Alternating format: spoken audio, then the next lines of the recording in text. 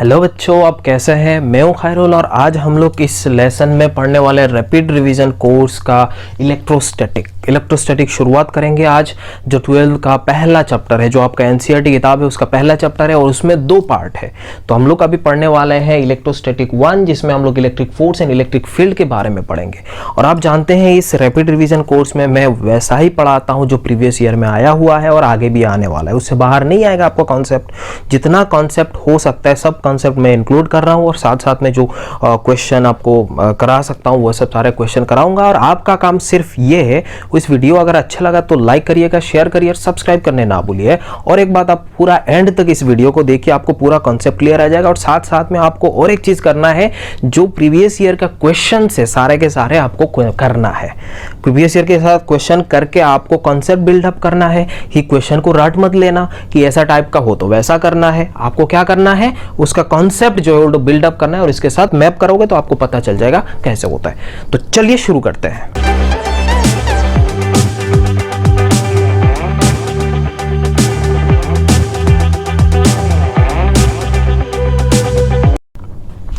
हाँ, तो इसमें सबसे पहला टॉपिक मैंने लिखा electricity by friction. Electricity by friction मतलब जैसे आपने छोटे छोटे क्लास में, जो क्लास 10th में आपने पढ़ा होगा, उससे पहले भी पढ़ा होगा, जब हम 2 बॉडी को अगर रब करते हैं तो उस सिचुएशन में क्या होता है, एक बॉडी से दूसरा बॉडी पे इलेक्ट्रॉन ट्रांसफर होता है, एक बॉडी से दूसरा बॉडी पे इलेक्ट्रॉन चला जाता है। वो क्यों चला जाता है? Because of electron affinity. Electron affinity का मतलब ये है कि इलेक्ट्रॉन अफेक्शन, इलेक्ट्रॉन के साथ कितना मोहब्बत है उसका, या फिर आप बोल सकते हो कितना इलेक्ट्रॉन वो रिटेन कर सकता है। जिसका इलेक्ट्रॉन एफिनिटी ज्यादा है वो इलेक्ट्रॉन ले लेगा, मतलब उसका इलेक्ट्रॉन से उसको वो ज्यादा मोहब्बत करता है तो इलेक्ट्रॉन ले लेगा, तो तुरंत वो क्या हो जाएगा, अपना चार्ज को नेगेटिव बना लेगा। और जो इलेक्ट्रॉन छोड़ देगा, जिसके साथ इलेक्ट्रॉन के साथ कोई उसका इतना अच्छा संबंध नहीं है, तो छोड़ देगा, वो पॉजिटिवली चार्ज बन जाएगा। तो इसमें क्या होता है, जैसे मान लेते हैं हमने ग्लास रॉड एक मान लेते हैं, और यहां से आप एक वुलन क्लॉथ भी मान सकते हो। इसको ग्लास रॉड हम मान लें, इसमें वुलन क्लॉथ, और इसमें क्या करा, इसको हमने राब करा। तो राब करते इसमें इसको हमने वुलन क्लॉथ बोल सकते हो या फिर सिल्क बोल सकते हो, है ना। तो इस सिचुएशन में क्लॉथ है और इसको हम लोग एक ग्लास रॉड मान लेते हैं। तो इसको हम जब राब करते हैं तो इसमें क्या होता है, मानो यहाँ पे पॉजिटिव चार्ज हो गया और यहाँ पे नेगेटिव चार्ज आ जाता है। तो इसमें और एक इंपॉर्टेंट बात है, ये दोनों अगर मेटल बॉडी हो जाए, दोनों मेटल बॉडी हो जाए तो ये नहीं होगा। एक बॉडी को क्या होना जरूरी है, एक बॉडी तो इंसुलेटर होना पड़ेगा। इंसुलेटर मतलब सारे के सारे इलेक्ट्रॉन आपने उसके निकाल दिया, है ना। तो एक क्या होना चाहिए, एक इंसुलेटर होना चाहिए।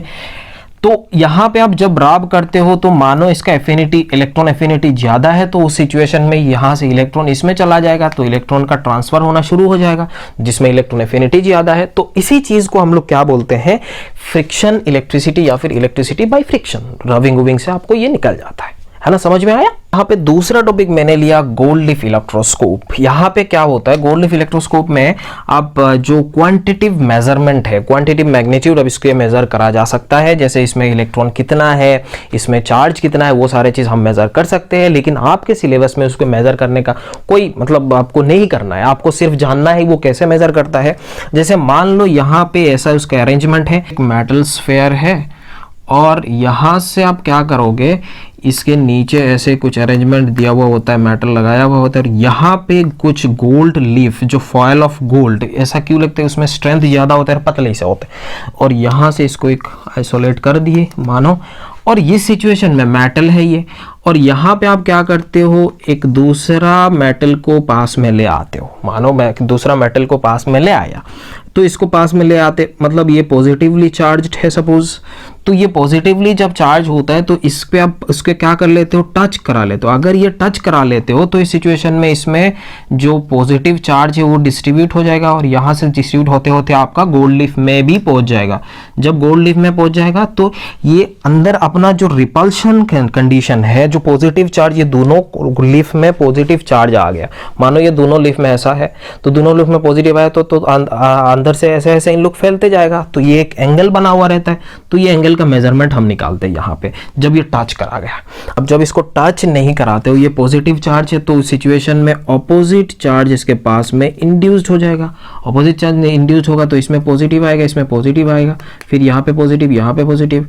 तो यहाँ से आप क्या हो जाएगा, अगेन फैलते हुए जाएगा, फिर ये थीटा आप निकाल सकते हो। अगर ये रॉड मानो कि ये नेगेटिव है तो इस स्फीयर में क्या हो, इस साइड में पॉजिटिव आ गया तो इसमें क्या हो जाएगा, नेगेटिव नेगेटिव। गोल्ड लीफ में भी क्या आ जाएगा, नेगेटिव नेगेटिव। तो इसमें स्प्रेड होगा, इसमें भी स्प्रेड होगा, तो इसमें थीटा का वैल्यू, मतलब इसको आप बोल सकते हो इसमें ऐसा ही आपको इसमें क्वांटिटिव मेजरमेंट या फिर क्वांटिटिव मैग्नीट्यूड आप यहाँ से निकाल सकते हो गोल्ड लीफ इलेक्ट्रोस्कोप के बारे में। प्रॉपर्टी ऑफ चार्ज, जब प्रॉपर्टी ऑफ चार्ज क्या है वो तो आप जानते हैं, और इलेक्ट्रोस्टैटिक में हम लोगों को पढ़ना है चार्ज के बारे में। चार्ज जब रेस्ट में होता है उसी चीज को, उसी का जो स्टडी है उस स्टडी को हम लोग क्या बोलते हैं, इलेक्ट्रोस्टैटिक, है ना। इलेक्ट्रो मतलब चार्ज, स्टैटिक मतलब रेस्ट। तो इस चार्ज का कुछ प्रॉपर्टी है वो क्वांटाइजेशन प्रॉपर्टी है। मतलब अगर आप किसी चीज में चार्ज देख रहे हो, जैसे क्वांटाइजेशन, इसको क्या बोलते हैं, क्वांटाइजेशन। मतलब अगर n इज एन इंटीजर, अगर n इंटीजर है तो आप बोल सकते हो किसी भी मेटल का, किसी भी बॉडी का कोई चार्ज होगा तो इंटीग्रल मल्टीपल ऑफ इलेक्ट्रॉन का चार्ज होता है। इलेक्ट्रॉन का चार्ज आप जानते हो 1.6 × 10⁻⁻19 कूलम, ये तो आप जानते हो, या एग्जैक्ट वैल्यू आपको चाहिए तो आप एनसीईआरटी से एनसीईआरटी फॉलो कर सकते हो यहाँ से। तो किसी भी बॉडी का, किसी भी चीज का अगर चार्ज आप देखना चाहते हो तो Q इक्वल्स टू, यानी ऐसा चार्ज हमेशा, मतलब उसको आप चार्ज को तोड़ नहीं सकते हो। अब चार्ज आप ऐसे इलेक्ट्रॉन को आप तोड़ के मोड़ के आप नहीं बोल सकते हो कि इसमें आधा इलेक्ट्रॉन गया हुआ है, ऐसा नहीं है। अगर जाना है तो पूरा जाएगा, नहीं तो नहीं जाने का। बात समझ में आ रहा है। तो किसी भी बॉडी का चार्ज हमेशा ऐसे इंटीग्रल मल्टीपल ऑफ इलेक्ट्रॉन का चार्ज होता है। दूसरा होता है कि चार्ज कंजर्व्ड होता है। आइसोलेटेड सिस्टम में चार्ज कंजर्व होता है, मतलब जो भी जितना भी चार्ज हो, मान लो अगर एक बॉडी पे आपने ऐसा करा कि एक में चार्ज 1 कूलम है, दूसरा में आपको मान लो +2 कूलम है और तीसरे में मान लो -5 कूलम है, तो एक आइसोलेटेड सिस्टम में कुछ जादू के बाद यहाँ पे टोटल कितना हुआ, -3 हुआ।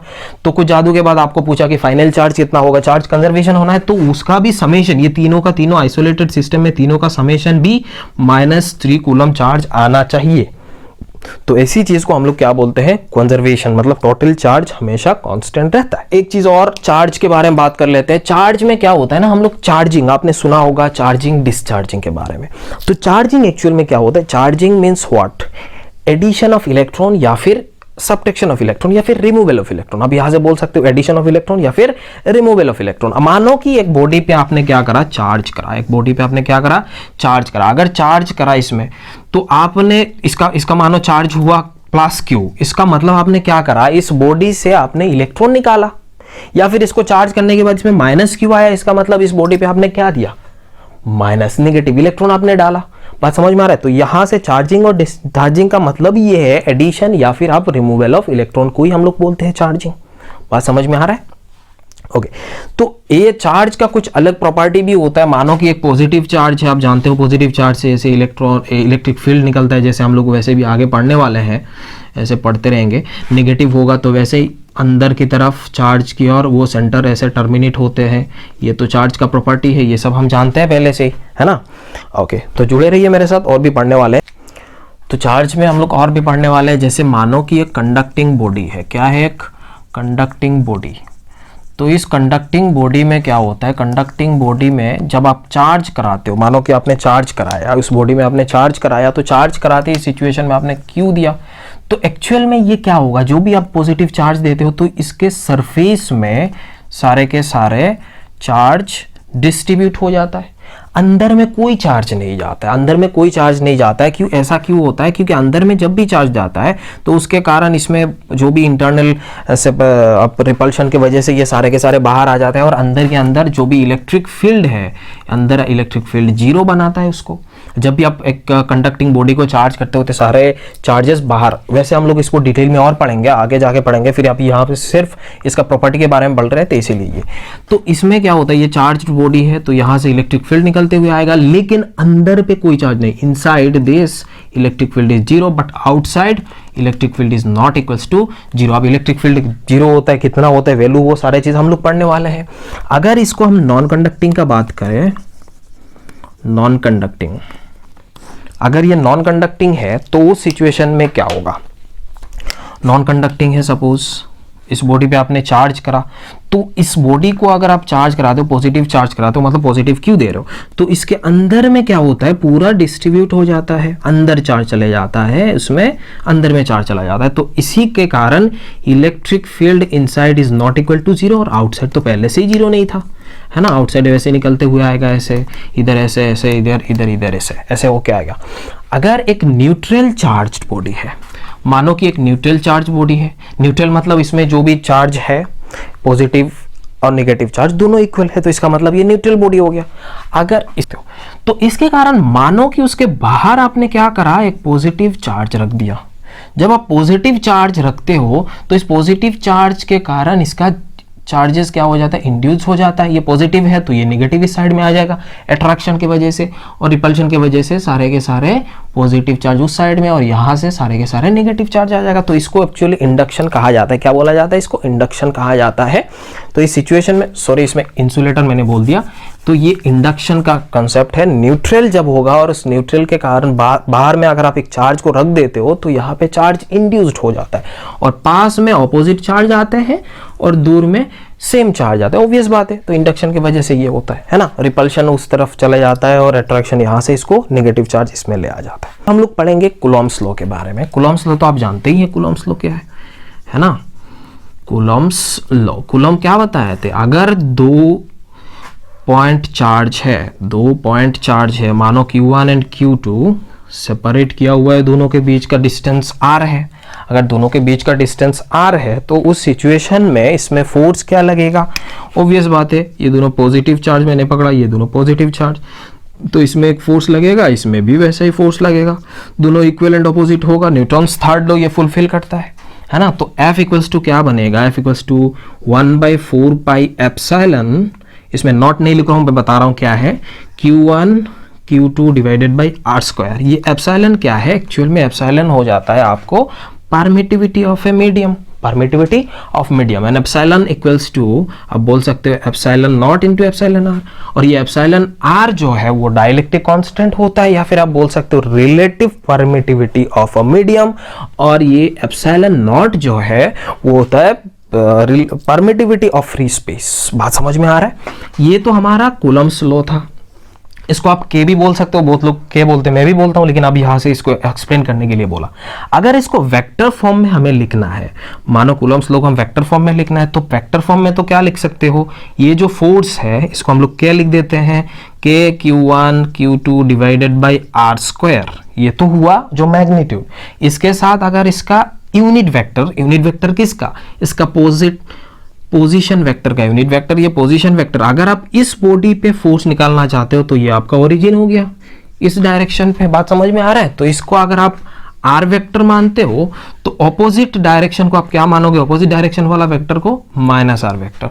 तो आपको ऐसा ही लिखना है, F vector equals to K Q1 Q2 divided by R cube into R vector.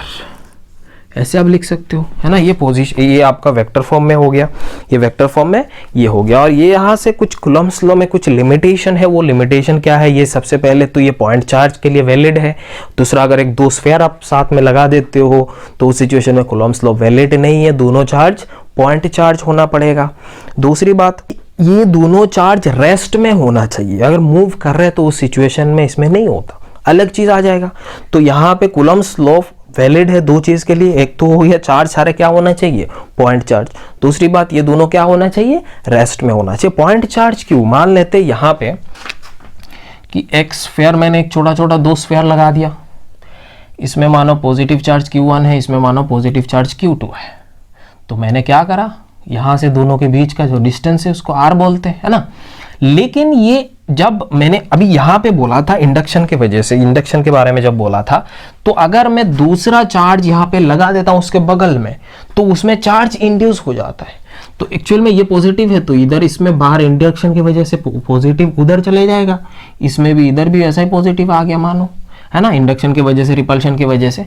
तो अब यहाँ पे जो इफेक्टिव R है वो क्या हो गया, बढ़ गया। इफेक्टिव R ये वाला हो गया, तो इसको इफेक्टिव R। तो इसका मतलब ये कूलम्स लॉ वाला R यहाँ पे नहीं है, ये इफेक्टिव R है। तो आपको उसको निकलना है, वो निकालना मुश्किल है। तो इसीलिए यहाँ पे कूलम्स लॉ वैलिड होता है सिर्फ और सिर्फ पॉइंट चार्ज के लिए। बात समझ में आ रहा है, और दोनों रेस्ट में है, ये तो आपको जानना जरूरी है। यहाँ पे एक इंपॉर्टेंट कॉन्सेप्ट है, कूलम्स लॉ के बाद हम पढ़ते हैं सुपरपोजिशन थ्योरम। सुपरपोजिशन मतलब एक के ऊपर एक। एक्चुअल में यहाँ पे जो सुपरपोजिशन है मतलब हम लोग एक्चुअली फोर्स को प्लस करते हैं, नेट फोर्स निकालते हैं। यहाँ पे क्या होता है, देखो मानो कि यहाँ पे चार चार्ज लगाया हुआ है, इसमें Q0 है, इसमें Q -3 है, माइनस Q3 है, इसमें माइनस पॉजिटिव Q1 है, ये नेगेटिव Q2 है, और आपको पूछा कि इस वाले चार्ज में फोर्स कितना है भैया बताओ। ऑब्वियस बात है, आपने क्या करा, इसके लिए देखा तो ये पॉजिटिव चार्ज है, तो इसके कारण जो भी चार्ज फोर्स आएगा इस डायरेक्शन पे F1 आया। ये है Q, ये है क्या है, Q माइनस है, तो ये अट्रैक्टिव है, तो ये इस डायरेक्शन पे, और ये क्या है, Q2 है, ये अगेन अट्रैक्टिव है, तो ये इस डायरेक्शन पे आप बोल सकते हो F3। बात समझ में आ रहा है कि नहीं भैया बोलो।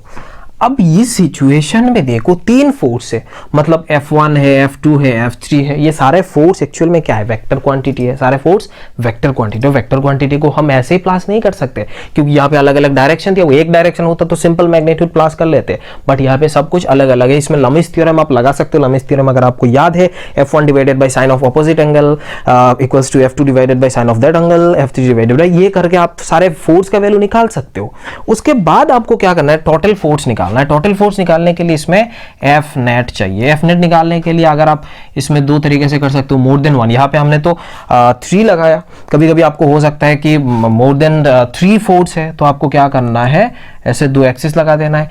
एफ एक्स के डायरेक्शन पे समेशन ऑफ एफ एक्स निकालना है, समेशन ऑफ एफ वाई निकालना है, दोनों निकालना है। और ये समेशन ऑफ एफ एक्स ये वो डायरेक्शन पे हो गया, समेशन ऑफ एफ वाई हो गया ये वाला डायरेक्शन पे, तो नेट फोर्स इस डायरेक्शन पे होगा जिसको हम लोग एफ नेट बोलते हैं। And that F net equals to, ऐसा होगा कि वेक्टर है ना भैया, तो उसका मैग्नीट्यूड आप जानते हो अंडर रूट ऐसे x square plus y square. आप डायरेक्शन आप निकाल सकते हो कि एक्स एक्सिस से कितना एंगल पे आप बना रहे हो वो भी निकाल सकते हो, या फिर आप इसका मैग्नीट्यूड के साथ अगर वेक्टर बनाना चाहते हो तो एफ का यूनिट वेक्टर लगा दो, तो ये आपको बराबर आपको पता चल जाएगा कि हो क्या रहा है। बात समझ में आया। तो इसीलिए हम लोग ऐसा बोल सकते हैं कि ये इस चीज को हमने क्या करा, टोटल फोर्स को प्लस करा, दैट इज व्हाई इसको हम लोग बोलते हैं सुपरपोजिशन। और सुपरपोजिशन थ्योरम से ही आपको क्वेश्चन पूछता है। बात समझ में आ रहा है। हालांकि आपको पता ही नहीं चलता एक्चुअल में ये पूछ क्या रहा है। नेट फोर्स पूछता है तो आपको लगता है तो नेट फोर्स वेक्टर वाला हो गया, लेकिन ये एक्चुअल में सुपरपोजिशन क्या है बहुत लोगों को तो ये पता ही नहीं है। कोई दिक्कत नहीं है, आपको क्वेश्चन आना चाहिए। तो दूसरा क्वेश्चन यहां पे दिया हुआ है, जैसे एक ट्रायंगल है जिसका सारे साइड ए दिया हुआ है, साइड ऑफ ट्रायंगल, ये इक्विलैटरल ट्रायंगल हो गया। इक्विलैटरल ट्रायंगल दैट मींस इसका एंगल कितना होगा 60, ये एंगल 60 हो गया, ये एंगल 60 हो गया। एंड आपको पूछा गया कि इस पॉइंट पे, इस चार्ज पे फोर्स कितना होगा भैया निकालना है। अब देखो इस चार्ज, ये पॉजिटिव है, ये पॉजिटिव है, ये पॉजिटिव। पॉजिटिव चार्ज जब होते हैं एक साथ तो कौन सा फोर्स आता है भाई, रिपल्सिव फोर्स। आप जानते हो कैसा है, अब सारे टीचर आपको एग्जांपल दे चुके हैं, आपको भी पता होगा रिपल्शन क्यों होता है। तो यहां से आप F बोल सकते हो, F equals to K Q Q square, मतलब क्यू क्यू दोनों तो Q1 एंड Q1 दोनों तो सेम है, तो Q square divided by a square. अब इधर वाले डायरेक्शन पे एक होगा F equals to K Q square divided by R square को हम लोग ए स्क्वायर बोल लेते हैं। अब ये दोनों फोर्स आया और दोनों फोर्स के बीच में से बीचों बीच जाएगा, क्योंकि ये दोनों सेम फोर्स है और 30 डिग्री एंगल बना रहा होगा इससे, क्योंकि दोनों का मैग्नीट्यूड तो सेम है ना, ये ऐसा है, ये ऐसा है। अब यहां से ये अब मत कर लेना कि दोनों तो सेम है तो हमारा नेट फोर्स क्या होगा अंडर रूट 2, और ये ऐसा नहीं है। आप इसको फोर्स लगाओ, D square plus D square plus ये एंगल कितना है 60 है, तो इसका ऑपोजिट एंगल, दोनों फोर्स के बीच में एंगल कितना है 60 है, plus F1 F2 into cos theta, याद आ रहा है। तो ये सारे कॉस थीटा यहाँ पे 60 है, cos 60 equals to half, 2 cancel out हो गया, तो under root 3 K Q square divided by a square. तो यहां से आपको ये एफ नेट का वैल्यू आपको यहां से मिल जाता है। बात समझ में आ रहा है। तो यहां से आपने एफ नेट निकाला, किसी भी पॉइंट में ऐसा छोटा छोटा क्वेश्चन ही आपको पूछता है, ऐसा जरूरी नहीं है पूरा डिफिकल्ट क्वेश्चन पूछ लिया है ना, एडवांस लेवल का नहीं पूछता है, जेईई मेन से नीट पे याद रखना है। दूसरा क्वेश्चन आपको पूछा कि एक मानो कि एक स्क्वायर बना हुआ है जिसका साइड ए है, जिसका साइड हम मान लेते ए है, और आपको पूछा यहां पे एक चार्ज है जैसे मानो क्यू है ना, क्यू नॉट ही मान लेते, या क्यू या फिर 1 कूलम कुछ भी। सेंटर पे आपको पूछा कि भैया सेंटर पे फोर्स कितना होगा, तो आराम से देखो ये पॉजिटिव इस डायरेक्शन पे, ये पॉजिटिव इस डायरेक्शन पे, दोनों मैग्नीट्यूड सेम होगा क्योंकि ये सेंटर पे, तो एक दूसरे को काट देगा क्योंकि सेम चार्ज है, वैल्यू तो सेम होगा। एक आएगा इसके कारण इस डायरेक्शन पे, इसके कारण भी इस डायरेक्शन पे। क्यों? क्योंकि ये नेगेटिव है तो अट्रैक्टिव और ये पॉजिटिव, दोनों पॉजिटिव है तो रिपल्सिव। तो आप क्या लिख सकते हो, F equals to K Q not Q divided by इसका जो भी वैल्यू आएगा, ये अगर आप देख सकते हो इसका वैल्यू कितना आ रहा है, ये आप देखो यहाँ से तो ये 45 डिग्री होता है ना, तो ये 45 डिग्री, तो इसे आप निकाल सकते हो, इस डी का वैल्यू निकाल के आप मल्टीप्लाइड बाई 2 कर दो, ये आपको मिल गया। अगर आपको ये तो एक नेगेटिव दिया, दो नेगेटिव दे देता, तो ये मानो कि यहाँ पे एक नेगेटिव दे दिया, तो एक तो ये दोनों का है, दूसरा ये दोनों का, तो नेट वाला इधर आता। बात समझ में आ रहा है कि नहीं? तो ऐसा सिचुएशन में आप सिचुएशन वाइज आपको कर सकते हो, आपको सिर्फ और सिर्फ कॉन्सेप्ट आ जाना चाहिए और बाकी सो मैथमेटिकल पार्ट है। बाकी क्या है, सारे के सारे मैथमेटिकल पार्ट है ना। तो ये a/2 है, ये a/2 है, तो ये कितना होगा, बात समझ में आ गया। ओके, तीसरा क्वेश्चन ये थोड़ा टिपिकल टाइप का है, ऐसा नहीं, बहुत आसानी है। देखो ऐसा रखा हुआ है, एक ओरिजिन मान लेते हैं, यहाँ पे 1 कूलम चार्ज को रखा, 1 कूलम चार्ज, फिर थोड़ा डिस्टेंस पे 1 मीटर दूरी पे 1 कूलम चार्ज रखा, 2 मीटर दूरी पे 8 कूलम चार्ज रखा, 3 मीटर दूरी पे 27 कूलम चार्ज रखा, 10 मीटर दूरी पे 1000 कूलम चार्ज रखा, और आपको पूछा कि इस पॉइंट पे इस 1 कूलम चार्ज में फोर्स कितना होगा। बताओ, ऑब्वियस बात है, सब रिपल्सिव है, इस डायरेक्शन पे, इसके कारण इस डायरेक्शन पे, इसके कारण इस डायरेक्शन पे, इसके कारण इस, मतलब सारे के सारे डायरेक्शन एक जैसा है, इसीलिए तुरंत आप प्लस कर लोगे उसका मैग्नीट्यूड सिर्फ। तो मैग्नीट्यूड देखो, इसके कारण क्या होगा, के तो भाई ये सबके लिए सेम है, के क्यू क्यू मतलब 1 स्क्वायर डिवाइडेड बाई ये डिस्टेंस का स्क्वायर 1 है, प्लस के क्यू कितना है 8 है, डिवाइडेड बाई 2 स्क्वायर मतलब 4 है, प्लस के इंटू 27 आता, फिर यहाँ पे 9 आता, एंड सो ऑन करके जाता है ना। अब देखो यहाँ पे ये कैंसिल, ये 2 हो जाएगा, तो अब देखो के plus 2k plus 3k plus and so on करके 10k तक पहुंच जाओगे। अब देखो यहाँ पे कितना होगा, k को कॉमन ले लो, 1 plus 2 plus 3 plus and so on plus 10 तक है। अब इसका समेशन करना है, 11 इंटू 10 डिवाइडेड बाई 2, इसका मतलब 55, तो आंसर विल बी 55k। ये तो फॉर्मूला आपको पता है ना, नेचुरल नंबर का जो समेशन होता है। या फिर आपको कभी कभी ये ऐसा सीरीज में मिल सकता है, ये मानो क्या आ रहा है, ये 2 ये 4 आ रहा है, ये 9 आ रहा है, ऐसा करके जाएगा, तो 1 plus 2 square plus 3 square plus ऐसा करके आपको आगे जाना है। तो उस सिचुएशन में आपको वो फॉर्मूला लगाना है ना, तो जो नेचुरल नंबर का स्क्वायर का समेशन ये करना है, या कभी कभी लॉ के ऊपर आ सकता है, तो उस डिपेंड करेगा आपका क्वेश्चन के पैटर्न के ऊपर। और सारे चीज़ आपको ये समझ में आ गया। सुपरपोजिशन थ्योरम बहुत इंपॉर्टेंट है, आपको देखना है, इसमें छोटे छोटे क्वेश्चन आपको पूछ लेता है, कैसे भी अरेंजमेंट दे देगा और आपको पूछ लेगा कि बताना है भैया। ठीक है, आई होप आपको ये समझ में आ गया। समझ में आ गया तो लाइक करिएगा। थैंक यू सो मच, मिलते हैं अगले लेक्चर पे।